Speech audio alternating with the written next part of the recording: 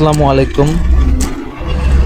রাস্তা দিয়ে হাঁটছিলাম, খুব ভোরবেলা, ফজরের আজান হচ্ছে।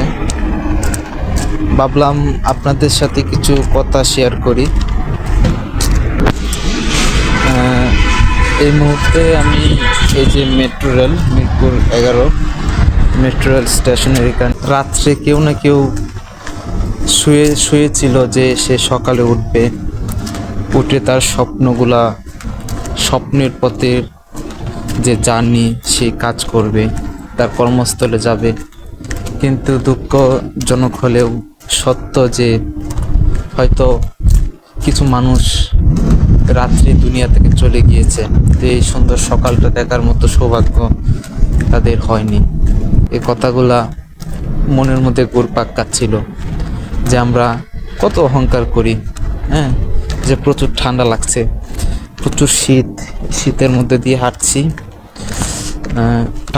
প্রচুর ঠান্ডা।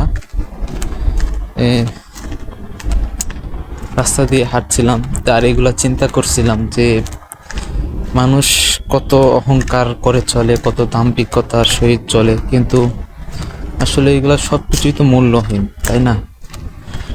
এই দুনিয়ার আভিজাত্য, দেখেন শহরটা পুরো ফাঁকা। এই যে আমি পাশ দিয়ে যদি একটু দেখাই, একদম ফাঁকা, কোনো মানুষ নেই, খুবই নীরব।